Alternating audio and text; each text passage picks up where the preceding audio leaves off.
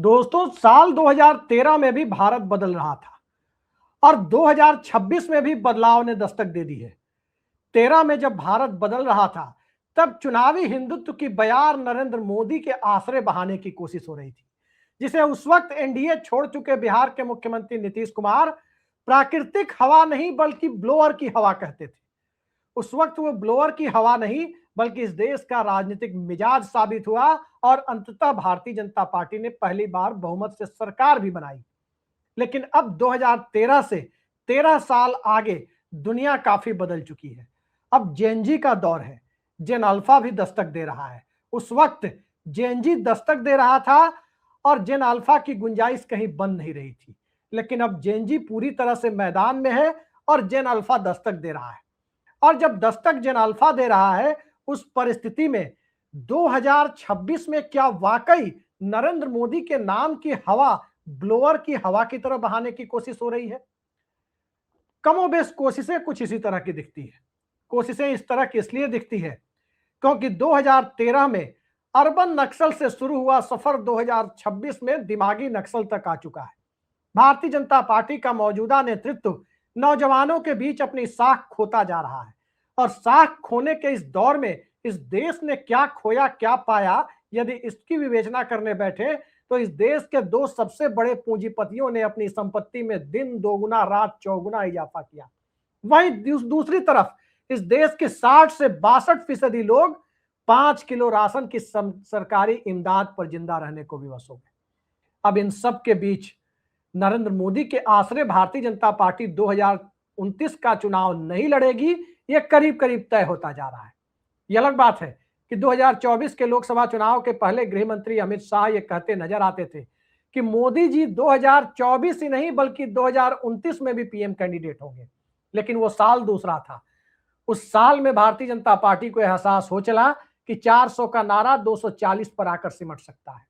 और 2026 आते आते जेनजी ने एहसास करा दिया कि बंगाल का चुनाव तो जीता जा सकता है, चाहे जिस तरीके से जीता जाए, जिस खेल के साथ जीता जाए। बिहार में नीतीश कुमार को मुख्यमंत्री पद से हटाया जा सकता है। महाराष्ट्र के अंदर शिंदे मॉडल और गुवाहाटी मॉडल के सहारे भारतीय जनता पार्टी की वापसी की गुंजाइश बनाई जा सकती है। लेकिन विपक्ष को इस देश में आगे बढ़ने से रोका नहीं जा सकता। राज्यों की सत्ता के आसरे 1984 से कांग्रेस बहुत मजबूती से जो आगे बढ़ रही थी, वो राज्यों में अपनी हुकूमत कायम रखते हुए भी 1989 में बिखर गई थी। 1989 में आधी से भी कम सीटें उसे आई थी। कहां 415 और कहां 196, आधी से भी कम पर कांग्रेस पार्टी सिमट गई थी। अब हालात कुछ और दूसरे तरीके से बदल रहे हैं और अब हालात भारतीय जनता पार्टी के लिहाज से बदल रहे हैं। बीजेपी के अंदर भी हड़बड़ी है, बीजेपी के अंदर भी खलबली है और बीजेपी के अंदर भी इस देश के बदले हुए मिजाज को लेकर बेचैनी दिखाई दे रही है। बेचैनी सिर्फ बीजेपी में नहीं है, बेचैनी सिर्फ गुजरात लॉबी में नहीं है, बेचैनी कहीं ना कहीं संघ के भीतर भी दिखाई दे रही है। और संघ के भीतर की बेचैनी को यदि महसूस करने की कोशिश करें तो जेनजी और जेन अल्फा को लेकर मोहन भागवत ने जो बातें कही, नौजवानों को लेकर संघ की तरफ से जिस तरह की भाषा निकली, वो भाषा भारतीय जनता पार्टी के 2-3 साल पहले के कांग्रेस मुक्त भारत के नजरिए से ज्यादा अलग होती हुई दिखाई दी। और आज की तारीख में जब नौजवानों के लिए या किसी के लिए भी कुछ भी बातें मौजूदा दौर में यदि कही जा रही हो तो उस तरह की बातों के दौर में सवाल यह है कि बीजेपी का चुनावी हिंदुत्व कहीं बिखर तो नहीं रहा। एक तरफ नरेंद्र के बाद देवेंद्र के सपने देखे जा रहे थे, देवेंद्र फडणवीस के दिल्ली कूच की बातें हो रही थी, दूसरी तरफ अमित शाह के भावी उत्तराधिकार की चर्चा हो रही थी, तो तीसरी तरफ ये चर्चा भी हो रही थी कि गोरखपुर का रथ जिसे 2017 में लखनऊ तक पहुंचाया गया, अब वो दिल्ली के लिए कभी भी प्रस्थान कर सकता है। लेकिन प्रस्थान के इस दौर में भारतीय जनता पार्टी जिस प्रस्थान बिंदु से आगे बढ़ी थी, 2 लोकसभा सीटों के साथ जो सफर शुरू किया था, वो 240 पर आकर सिमटने की गुंजाइश जब 2024 में बन गई, उसी वक्त ये तय हो चला कि अब नेतृत्व के अंदर लोगों के भीतर उबाल पैदा करने की ताकत खत्म हो गई है। घोड़ा बीजेपी को बदलना होगा। और बात यदि घोड़ा बदलने की करें तो सियासत के अंदर नौजवानों के भीतर राहुल गांधी की जो तथाकथित पप्पू इमेज बनाई गई थी, उस पप्पू इमेज के दायरे से राहुल गांधी निकल चुके हैं। राहुल गांधी के इर्द गिर्द न सिर्फ कांग्रेस पार्टी बल्कि पूरा विपक्ष भी अपनी रणनीतियों को बनता हुआ देख रहा है। इसकी एक छोटी सी बानगी देखिए। 2017 में उत्तर प्रदेश में सपा और कांग्रेस का गठबंधन हुआ।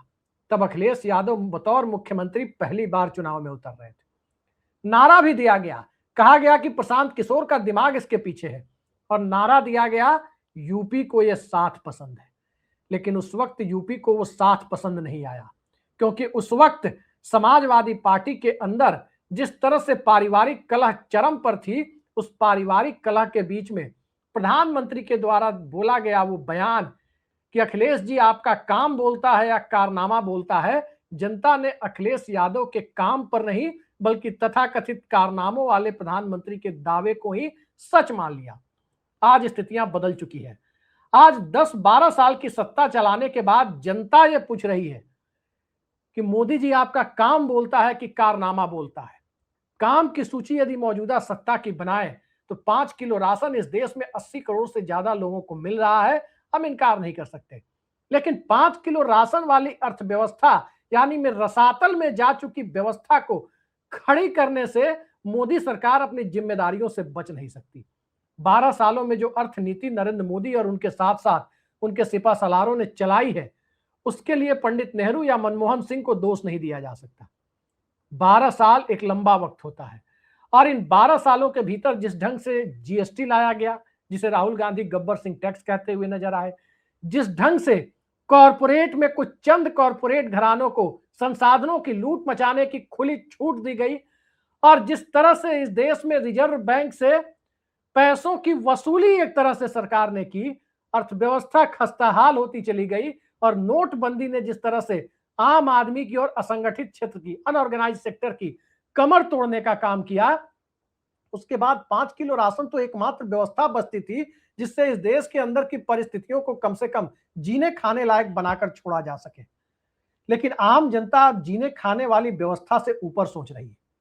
जीने खाने वाली व्यवस्था से ऊपर निकालने में 6 पे कमीशन 2007 और उसके साथ साथ मनरेगा, और 6 पे कमीशन और मनरेगा का असर जब प्राइवेट सेक्टर पर भी दिखना शुरू हुआ, तब इस देश का आम आदमी स्कूटर वाली व्यवस्था से 4 चक्का वाली व्यवस्था तक शिफ्ट होना शुरू हो गया। उसके बाद जीने खाने वाली व्यवस्था पर लोगों को वापस लेकर आना यह प्रैक्टिकल तरीके से, व्यावहारिक तरीके से संभव ही नहीं था। लेकिन मोदी सत्ता यह करती हुई नजर आई, और जब मोदी सत्ता यह करती हुई नजर आई तो स्मार्टफोन के जमाने में जिंदगी की औपचारिक शुरुआत करने वाला जेनजी और उसके बाद का तबका जो एआई से भी लैस है, जेन अल्फा, उसके सामने सत्ता के हुक्म को मानना, आज्ञा पालक समाज यानी ओबीडियंट सोसाइटी में नागरिक समाज को तब्दील करने की मौजूदा सत्ता की मंशा के ऊपर जब सीधे सीधे जंतर मंतर से चैलेंज हुआ, तो न वहां राहुल गांधी मोहरा बनते दिखाई दिए और न ही कॉकरोच वाले अभिजीत दीप के मोहरा बनते हुए दिखाई दिए, न ही सोनम वांगचुक को जनता ने कभी बहुत ज्यादा सीरियसली लिया। जनता अपने मुद्दों के आश्रय आ गई, और जब मुद्दों के आश्रय सत्ता और व्यवस्था आती है तो 2004 को याद करना जरूरी हो जाता है। याद कीजिए वो फील गुड और इंडिया साइनिंग को। उस वक्त तो अटल बिहारी वाजपेयी के ना तो कोई आगे ना तो कोई पीछे चेहरा था। बिना चेहरे के विपक्ष ने चुनाव लड़ा, और मुद्दा आधारित चुनाव में अटल बिहारी वाजपेयी का काम बोलता है या कारनामा बोलता है, उसमें जनता ने मुहर लगा दी कि काम की जगह कारनामे को जनता ज्यादा बेहतर तरीके से देख रही है।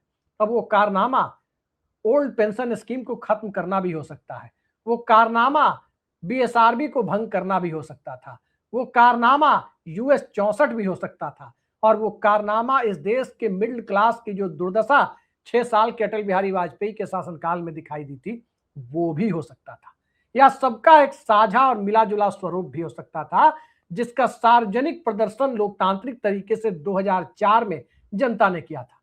बिना चेहरे के चुनौती देकर विपक्ष ने अटल बिहारी वाजपेयी की सत्ता को हटा दिया था। आज कमोबेश वही दौर है। भारतीय जनता पार्टी चेहरे पर लौटना चाहती है, विपक्ष चेहरा विहीन चुनाव की तरफ जाना चाहता है, जबकि उसके पास चेहरा है। 2017 में जिस साथ को यूपी की जनता ने पसंद नहीं किया, 2024 में उसी साथ को उत्तर प्रदेश की जनता ने पसंद किया, क्योंकि संविधान बचाने की मसाल मल्लिकार्जुन खड़गे के नेतृत्व में राहुल गांधी लेकर चल रहे थे और तब अखिलेश यादव पीडीए के साथ उनके बगलगीर थे। मंडल फोर्सेज और अंबेडकराइट फोर्सेज दोनों एक साथ आ रहे थे। अब उत्तर प्रदेश इसी नैरेटिव पर आगे बढ़ता दिख रहा है और इस नैरेटिव के सहारे न तो चाणक्य नीति बहुत ज्यादा सफल दिखाई देती है, न ही मोदी और योगी की साझा अपील बहुत ज्यादा दिखाई देती है। और आज की भारतीय जनता पार्टी में, जिसमें साझा अपील के नाम पर कुछ नहीं है, वहां एक तरफ योगी आदित्यनाथ की सत्ता का ब्रांड बुलडोजर है, तो दूसरी तरफ नरेंद्र मोदी की सत्ता का दिमागी नक्सल भी है, तो तीसरी तरफ अमित शाह वाली व्यवस्था भी है, जिस व्यवस्था के तहत सत्ता और सिस्टम के बीच से नीतीश कुमार के शासन को भी खत्म किया जा सकता है, तो ममता बनर्जी के शासन को भी खत्म किया जा सकता है। लेकिन उस व्यवस्था के दायरे में लंबे समय से सत्ता में जमे हुए लोगों की सूची बनाई जाए तो उत्तर प्रदेश के मुख्यमंत्री योगी आदित्यनाथ भी उस सूची में शामिल दिखाई देते हैं। अब क्या भारतीय जनता पार्टी तीसरा चुनाव जीतकर उनका शिवराजकरण या नीतीशकरण करने की दिशा में जाएगी? ये जनता को तय करना है। लेकिन अखिलेश यादव और राहुल गांधी की जोड़ी उत्तर प्रदेश से संविधान बचाने और जातीय जनगणना कराने के मुद्दे के साथ सामाजिक न्याय का मुद्दा भारत में संसाधनों की कथित लूट के बीच लेकर आगे बढ़ने की दिशा में अग्रसर दिखाई दे, तो उस अग्रसर हो चुके चुनाव के बीच और उस माहौल के बीच नरेंद्र मोदी का चेहरा कितनी अपील रखता है? यह सवाल अपने आप में बड़ा है, क्योंकि उत्तर प्रदेश में 71 से 33 पर पहुंचने का सफर भी नरेंद्र मोदी के दौर में ही बीजेपी ने लोकसभा में किया है। लेकिन क्या विधानसभा के अंदर 250 से ऊपर दिख रही भारतीय जनता पार्टी क्या 100 के नीचे पहुंच जाएगी? एक दौर में भारतीय जनता पार्टी ने 176 से 88 का सफर तय किया था राजनाथ सिंह के मुख्यमंत्री रहते हुए, और आज के दौर में 312 से लेकर 250 से ऊपर फिलहाल दिखाई दे रही है। और यह आंकड़ा और नीचे जाकर लोकसभा चुनाव से भी ज्यादा बदतर स्थिति में बीजेपी को खड़ा कर दे। कम से कम जेनजी आंदोलन के दौर में ये गुंजाइश और ज्यादा बढ़ गई है, क्योंकि यहां आंदोलनों की कतार है। जब सिर्फ किसान आंदोलन हुआ, उस किसान आंदोलन को मध्य वर्ग का बहुत बड़ा समर्थन मिलता नहीं दिखा था, क्योंकि मध्य वर्ग वाकई खेती किसानी से काफी हद तक शहरी मध्य वर्ग का लेना देना नहीं था। वो बस पैकेट में जाकर मॉल में सामान खरीदना जानता था कि ये अमुक ब्रांड का चावल है तो ये अमुक ब्रांड का आटा है। लेकिन उस चावल और आटे के लिए मेहनत कर रहे किसानों की दुर्दशा और किसानों का चक्का जाम, किसानों का दिल्ली घेराव, उससे अपने लिए एक अपने रास्ते में बाधा नजर आ रहा था। लेकिन जब जेनजी खड़ा हुआ तो बाधा नहीं, उसे सामाजिक सच्चाई उसी मध्य वर्ग को नजर आने लगी। और मध्य वर्ग को जब सामाजिक सच्चाई नजर आने लगी, जिसका नतीजा यह हुआ कि जंतर मंतर से शुरू हुआ आंदोलन देश के कोने कोने तक फैला। और अब जेन अल्फा भी स्कूलों के अंदर सार्वजनिक जगहों पर अपना विरोध करता हुआ नजर आ रहा है। और उस विरोध के दायरे में नरेंद्र मोदी, योगी आदित्यनाथ या अमित शाह या देवेंद्र फडणवीस, कोई भी चेहरा, यहां तक कि बीजेपी के युवा अध्यक्ष नितिन नवीन का चेहरा भी कोई उम्मीद की किरण जगाता हुआ नहीं दिख रहा। तो इस हालात में क्या भारतीय जनता पार्टी 2029 में मोदी के चेहरे के साथ जाएगी? 75 बसंत मोदी पिछले वर्ष से पूरे कर चुके हैं। बात उनके उत्तराधिकार की हो रही है, लेकिन उत्तराधिकार की इस दौड़ में जिस तरह की महाभारत बीजेपी के अंदर छिड़ी हुई दिखाई दे रही है, वो जंग कहां तक जाएगी? और क्या उत्तराधिकारी चुनने का अधिकार भी आरएसएस या बीजेपी के लोग नरेंद्र मोदी को नहीं देने वाले हैं? अब सवाल और सियासत इसी के इर्द गिर्द घूमनी है। और जब इसी के इर्द गिर्द सवाल भी है, इसी के इर्द गिर्द सियासत भी है, तो सवाल और सियासत के दौर में मुद्दा जेनजी का भी है, तो मुद्दा किसानों का भी है, मुद्दा सामाजिक न्याय का भी है, तो मुद्दा पर्यावरण का भी है, मुद्दा किसान के साथ साथ समाज के दूसरे वर्गों का भी है, रोजगार का भी है और महंगाई का भी है। लेकिन एक चीज अब चुनावी मुद्दा नहीं है। जैसे 2014 और 2019 में पूरी तरह से चुनावी हिंदुत्व एक मुद्दा बन गया था। 2024 में चुनावी हिंदुत्व का ग्राफ गिरा, लेकिन वो मुद्दा फिर भी बना रहा। 2029 के लिए चुनावी हिंदुत्व कोई मुद्दा नहीं है, ये आज की तारीख में स्पष्ट हो चुका है, जंतर मंतर के बाद ही स्पष्ट हो चुका है। तो जब चुनावी हिंदुत्व कोई मुद्दा नहीं है, तो चुनावी हिंदुत्व के ब्रांड एम्बेसडरों की जरूरत बीजेपी को कहां है? चाहे वो नरेंद्र मोदी हो या योगी आदित्यनाथ हो। और ना ही इस देश के अंदर गुजरात मॉडल को दिल्ली तक ले आने में मददगार की भूमिका निभाने वाले अमित शाह की भी जरूरत कहां है।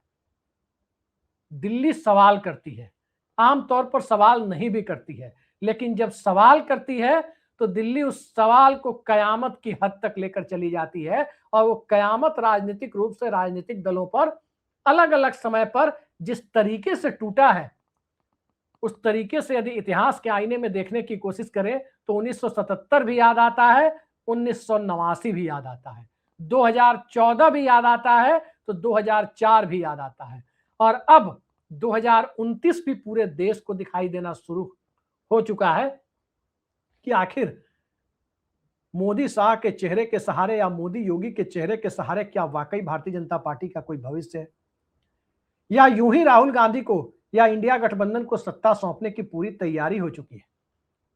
दक्षिण के नेताओं के साथ अमित शाह की तस्वीरें जब दिखती है तो कहानी कुछ और बयां करने की कोशिशें होती है, लेकिन भारतीय जनता पार्टी की लाचारगी का प्रदर्शन भी इन तस्वीरों के साथ होता है, जहां अमित शाह के इर्द गिर्द एक भी भाजपाई मुख्यमंत्री दिखाई नहीं देता। जो दिखाई देते हैं वो एनडीए के बैनर तले बीजेपी के साथ कभी हां कभी ना वाले रिश्ते रखने वाले सिर्फ चंद्रबाबू नायडू दिखाई देते हैं, अन्यथा उनके इर्द गिर्द रेवंत रेड्डी भी दिखते हैं, तो डीके शिव कुमार भी दिखते हैं और थलपति विजय भी दिखते हैं। लेकिन सियासत में थलपति विजय द्रविड़ियन राजनीति और द्रविड़ियन मानसिकता के बीच से क्या भारतीय जनता पार्टी के साथ खड़े हो पाएंगे? गुंजाइश ना के बराबर है, क्योंकि डीएमके ने जो माहौल बनाया, चुनाव भले ही डीएमके हार गई, मुद्दा जीवित रह गया, और मुद्दा भारतीय जनता पार्टी के सामने इस तरह से खड़ा है कि सहयोगी दल अब चिमटे से भी छूने की स्थिति में भारतीय जनता पार्टी को जाएंगे, ये चिंता नागपुर तक सताने लगी। इतना तय है कि 2029 में नरेंद्र मोदी के चेहरे के साथ भारतीय जनता पार्टी अब नहीं जाने वाली। किस चेहरे के साथ जाएगी थोड़ा इंतजार करते हैं, लेकिन इतना जरूर है कि वो नया चेहरा चौंकाने वाला भी हो सकता है, और उन चौंकाने वाला नाम कहीं और से भी आ सकता है। वो चौंकाने वाला नाम जिस रूप में सामने आने की गुंजाइश दिखाई जा रही है, उसका ट्रेलर तो नितिन नवीन ने दिखा दिया, क्योंकि कुछ चौंकाने वाले नामों की उन्होंने अपनी टीम में एंट्री करा दी, जिसमें राम माधव भी दिखे। लेकिन राम माधव 2029 की रेस में नहीं है, ये बात तय है। रेस में जो लोग हैं वो चौंकाने वाले नाम भी हैं, और पुराने दावेदारों में से थोड़ी बहुत देवेंद्र फडणवीस की गुंजाइश दिखाई दे रही है। देखते जाइए आगे आगे क्या होता है। आज के लिए इतना ही, नमस्कार।